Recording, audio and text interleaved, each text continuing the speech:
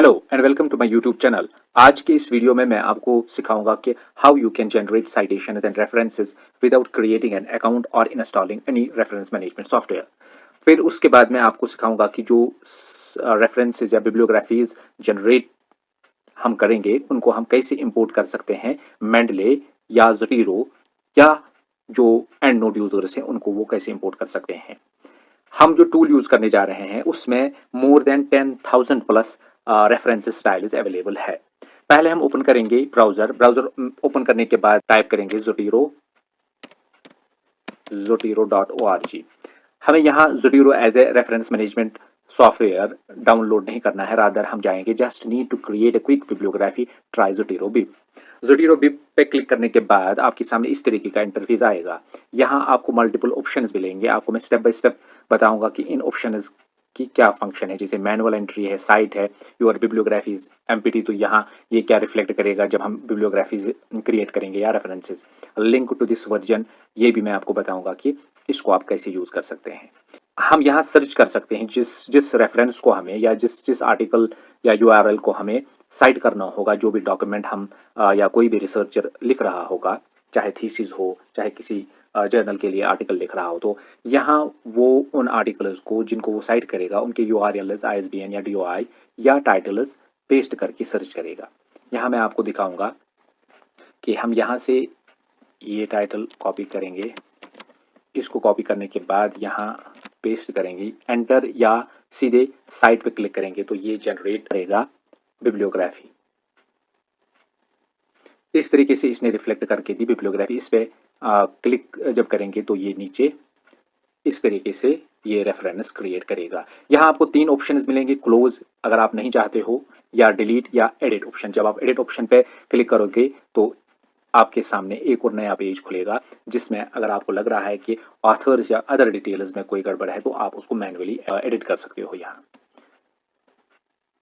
उसके बाद इसने नीचे जो है बिब्लियोग्राफी क्रिएट करके दी। यहाँ आप इस ड्रॉप बटन पे क्लिक करने के बाद आपको ये दिखाएगा कि आपको किस साइटेशन स्टाइल या रेफरेंस स्टाइल को यूज करना है। यहाँ आपको more than 10,000 plus other styles available है। इस पे क्लिक करने के बाद जो भी स्टाइल आपको चाहिए यहाँ आप सर्च कर सकते हो और उनको यूज कर सकते हो।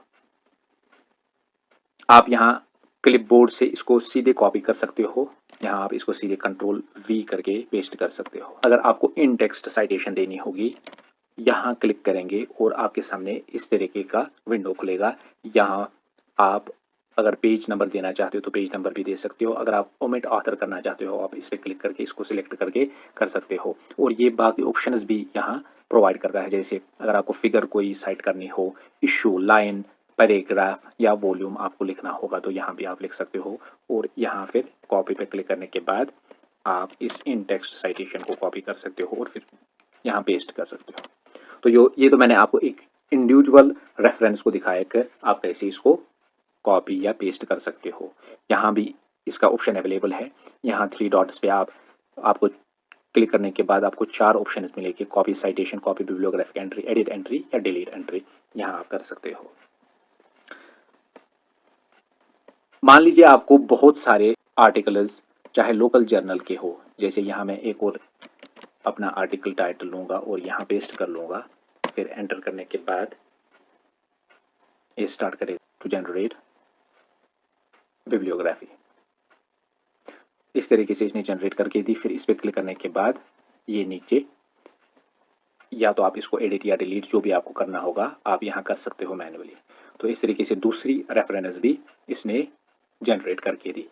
इसको आप कॉपी कर सकते हो, ये दोनों कॉपी हो जाएंगी और फिर आप जिस आर्टिकल में आपको लेनी है, जो आप लिख रहे हैं, तो वहां इसको पेस्ट कर सकते हो।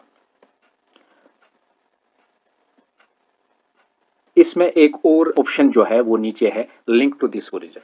ये एक बहुत ही इंपॉर्टेंट ऑप्शन इसमें दिया गया है। इस पे क्रिएट पे क्लिक करने के बाद ये आपके सामने दो ऑप्शंस डिस्प्ले करेगा। एक तो कॉपी यूआरएल। इसकी फंक्शन क्या है कि ये इस पे क्लिक करने के बाद ये एक यूआरएल आपके लिए जनरेट करेगा।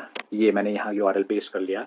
मान लीजिए कि आपने इन रेफरेंसेस को डिलीट किया और डिलीट करने के बाद आपको याद आया कि नहीं, मुझे ये डिलीट नहीं करनी थी। अगर आपने ये यूआरएल कॉपी कर रखा है, तो आप इस यूआरएल को यूज करके ये आपको सभी रेफरेंसेस जो आपने डिलीट किए है वो खुद ब खुद जनरेट करके देगा। ये यूआरएल एक्चुअली आपकी बिब्लियोग्राफीज को सेव करता है। तो ये एक बहुत ही अच्छा ऑप्शन है जो रिसर्चर्स या स्टूडेंट्स जिनको दिक्कत होती है to use reference management software, तो उनके लिए ये बहुत ही अच्छा ऑप्शन है टू क्रिएट बिब्लियोग्राफी और टू क्रिएट रेफरेंसेस।